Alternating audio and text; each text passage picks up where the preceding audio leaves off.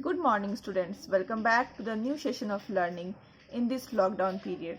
This is your business studies classes of class 11, and we are discussing on chapter number 2, that is forms of business organization. In the last video, I had gone through the meaning and features of joint stock company. In today's video, we will discuss about the merits of joint stock company. Okay, तो सबसे पहला merits you can see here is large amount of capital. मतलब कि आप तो जानते ही हैं जो कंपनी होती है वो अपना कैपिटल कहाँ से लेती है, जनरल पब्लिक से लेती है. कैसे लेती है? Bye issue of shares. ठीक है, तो जब शेयर इशू करती है तो जो कंपनी है वो लार्ज अमाउंट ऑफ कैपिटल इकट्ठा कर सकती है जनरल पब्लिक से through the issue of shares. क्योंकि पब्लिक क्या करती है, वो अपने स्मॉल सेविंग से शेयर्स खरीदती हैं और शेयर्स का वैल्यू पे करती हैं और शेयर का वैल्यू स्मॉल ही होता है और इस तरह से लार्ज फंड कलेक्ट हो सकता है.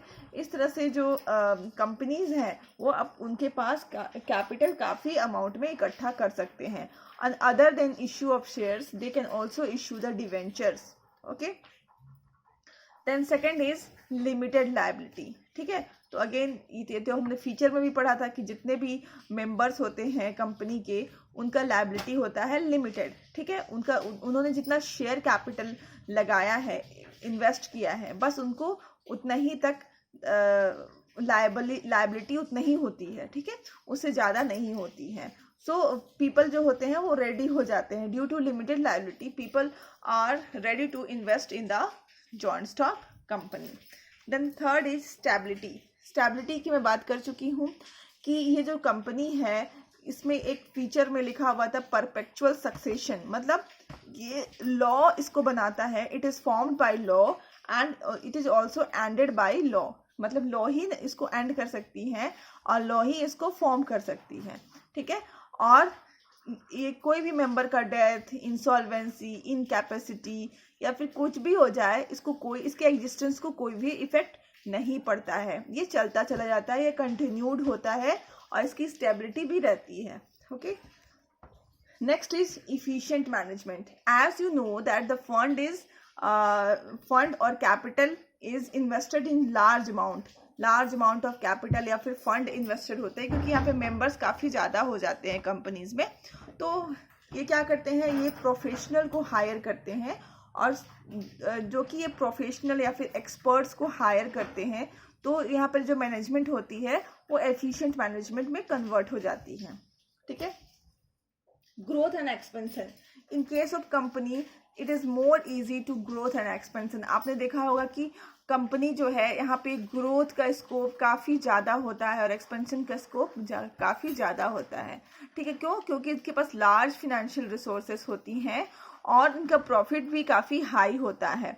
ठीक है, तो ये लार्ज अमाउंट भी क्या करते हैं, रिटेन प्रॉफिट जो बचाया जाता है, रिटेन प्रॉफिट वो भी काफ़ी हाई होता है.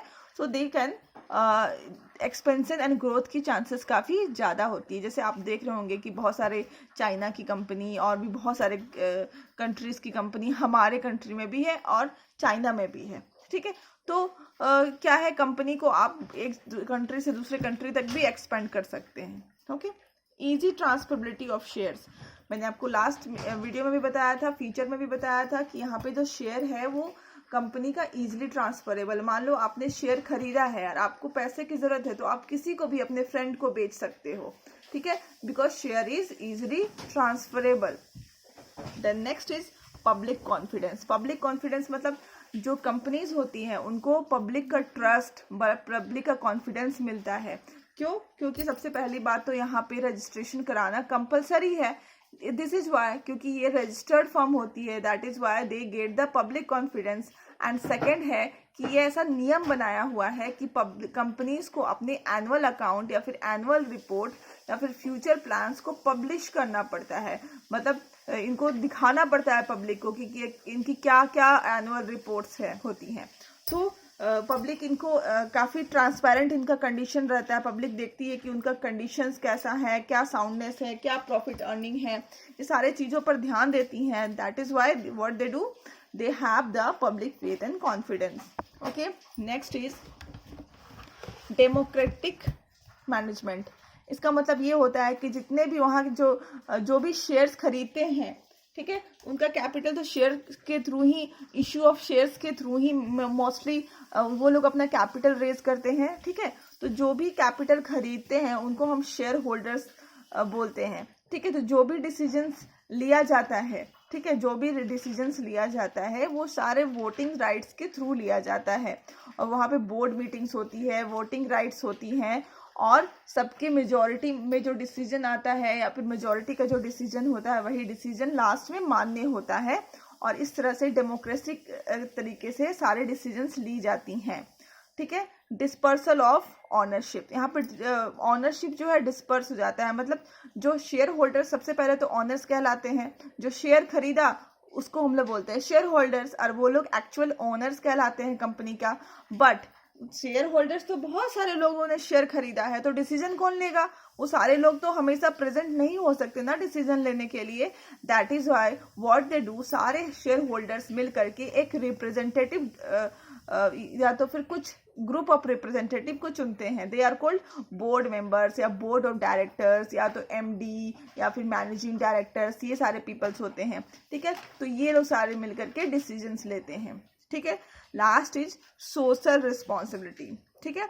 लार्ज कंपनीज हमेशा देखोगे कि सोशल रिस्पॉन्सिबिलिटी के लिए बहुत सारा फंड्स देती हैं। जैसे अभी आप तो, हम लोग रांची में रहते हैं तो हम लोग मेकॉन की बात अगर कर ले तो मेकॉन में क्या है, देखो मेकॉन की हॉस्पिटल है, मेकॉन की स्कूल्स है, मेकॉन की क्वार्टर्स है, तो this they are doing for the society, so we can see that they also follow social responsibility. अब हम डिमेरिट्स की बात कर लेते हैं। सबसे पहला है lengthy and expensive legal procedure. ये सुनने में, क्योंकि आपको तो पता है कि कंपनीज जो है उनको फॉर्म होने के बाद कंपनीज एक्ट 1956 के तहत रजिस्ट्रेशन कराना का कंपलसरी होता है, तो अभी उनको रजिस्ट्रेशन कराने में काफ़ी लेंदी प्रोसेस और काफ़ी एक्सपेंसिव होती है ये रजिस्ट्रेशन। इसके लिए जाना पड़ता है, ये टाइम टेकिंग भी होती है, ठीक है, तो जाना पड़ता है। At the same time registrar की फीस भी काफ़ी हाई होती है। These all are demerits. Then second is lack of motivation. इसमें मोटिवेशन की कमी होती है क्योंकि कंपनी जो है अपने ऑनर्स के थ्रू नहीं मैनेज हो रहे हैं, बल्कि प्रोफेशनल्स के थ्रू मैनेज हो रहे हैं। जो आप प्रोफेशनल एक चुन करके रखे हुए हैं उनके थ्रू आप कंपनी मैनेज कर रहे हैं, और उनको आप क्या दे रहे हैं इन रिटर्न? सैलरी दे रहे हैं अपने सर्विस के लिए। तो there is no direct relationship between the reward and effort, ठीक है। वहां पे कोई भी डायरेक्ट रिलेशनशिप नहीं है रिवॉर्ड और इफेक्ट में, ठीक है। मान लो आप ज्यादा प्रॉफिट अर्न कर रहे हो तो सारे प्रॉफिट किसको जाएगा? शेयर होल्डर को चला जाएगा, आपको तो बस एक सैलरी मिलेगी। तो they are not motivated to work hard, okay. Then third is delay in decisions. यहाँ पे डिसीजंस लेने में भी थोड़ी डिले हो जाती है क्योंकि सारे बोर्ड मीटिंग बैठेंगे, फिर वो डिस्कस करेंगे, फिर वोटिंग राइट होगी, फिर जिसमें मेजॉरिटी आएगी वो डिसीजंस माना जाएगा, ठीक है। तो all this things are lengthy process, it needs lot of times in implementing the decision and it is very lengthy process, so there is a delay in decision making. Excessive government control, ठीक है। The company form of business has to follow all the legal formalities. हर एक stage में, different stage में जो legal formalities होती हैं वो उनको फॉलो करना पड़ता है, okay. They need to follow all the legal formalities, okay, ठीक है। साथ ही साथ कंपनी को अगर कोई गलती होती है तो पेनाल्टी भरना पड़ता है। एट द सेम टाइम उनको अपना एनुअल रिपोर्ट पब्लिश करना पड़ता है। तो हम ये कह सकते हैं कि यहाँ पे एक्सेसिव गवर्नमेंट कंट्रोल रहता है। कन्फ्लिक्ट इन इंटरेस्ट, मतलब जो वहाँ पे बहुत सारे अलग अलग जगह से लोग मेंबर्स बनते हैं, सब अलग डिफरेंट सोसाइटी के हैं, डिफरेंट मेंबर्स के हैं, और बहुत सारे अलग अलग ग्रुप ऑफ पीपल भी यहाँ पे हैं, लाइक शेयर होल्डर्स। अगर मान लो कंपनी ने डिवेंचर इशू किया है तो debenture holders, then employees, then directors, सबका इंटरेस्ट अलग अलग है। इंटरेस्ट मतलब ओपिनियन, सबका ओपिनियन है, सबका सोचने का तरीका बिल्कुल अलग अलग होता है। तो यहाँ पे क्या हो जाता है कि आपस में कन्फ्लिक्ट होना या फिर डिसीजंस मैच ना करना या फिर ओपिनियन मैच ना करना एक बहुत बड़ी प्रॉब्लम हो जाती है। तो there is a chances of conflict in interest, okay. Then 6 is oligarchic management, ठीक है। Although we say that there is a democratic setup in a company form of business, but this democratic setup exists only on paper. ठीक है, हम लोग तो कहते हैं कि ये डेमोक्रेटिक सेटअप है, बट ये डेमोक्रेटिक सेटअप सिर्फ पेपर में ही दिखाई देती है। In real practice company is in hands and controls of few hands.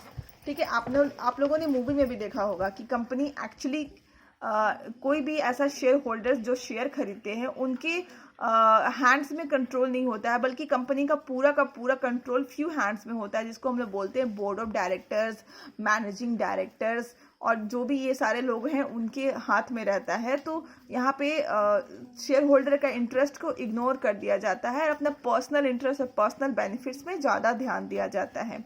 Then unhealthy speculations means unhealthy. जैसे स्पेकुलेशन मतलब होता है कि लोग अपने बेनिफिट के लिए कंपनी के शेयर्स को, प्राइस को या तो बढ़ा दे या तो घटा दे। This is called unhealthy speculation. ठीक है, तो ये जो डायरेक्टर्स होते हैं, जो ऑर्गेनाइजेशन देखते हैं, ये मैनेजिंग डायरेक्टर्स होते हैं, इनको सारी जानकारी होती है कि अंदर कंपनी का सारा इंफॉर्मेशन इनके पास होता है। तो ये जब चाहे तब क्या कर सकते हैं, मैनिपुलेट कर देते हैं प्राइसेस ऑफ शेयर्स को। ओके, और उससे वो लोग क्या करते हैं, अपना बेनिफिट मतलब अपना बेनिफिट बनाने की कोशिश करते हैं। Okay, then 8 is social evil. A company has large financial resources at its disposal, so there is a chance of concentration of wealth in few hands of few or monopolistic activities. The concentration of economic power will result in exploitation and consumers and employees. Social levers में आप यही देखते हैं कि consumer जो होते हैं वो कंपनीज के थ्रू एक्सप्लॉइट होते हैं, एम्प्लॉयज़ भी एक्सप्लॉइट होते हैं। क्यों? क्योंकि इनके पास बहुत ज़्यादा वेल्थ होता है, मतलब बहुत ज़्यादा पैसा होता है, और ये फ्यू हैंड्स में आकर के कंसंट्रेट हो जाते हैं। तो जिनके पास भी पैसा होता है वो अपने से कमज़ोर लोगों को क्या करना चाहते हैं, एक्सप्लॉइट करना चाहते हैं। तो यहाँ पे कंपनीज में एक्सप्लॉइटेशन की भी काफ़ी चांसेस होती हैं। Okay, and 9th is interference and influences in government decisions. ठीक है, तो ये तो हमने पढ़ लिया है कि जो भी गवर्नमेंट, मान लो अगर अभी हमारी जनता गवर्नमेंट है, मान लो ये चेंज होकर के कांग्रेस हो जाती है, तो जो भी गवर्नमेंट आता है वो अपना, उनका जो ऑफिशियल्स जो होते हैं वो सबसे पहले नियम चेंज करते हैं, आपसे रिश्वत लेने की कोशिश करते हैं, या फिर आपको उनको कुछ ह्यूज अमाउंट ऑफ डोनेशंस देना पड़ता है इलेक्शन के टाइम पे। तो ऑल कंपनीज को ये सारे प्रॉब्लम्स का भी सामना करना पड़ता है। Okay, so that's all in today's video. Hope you understood the video and keep learning, stay safe.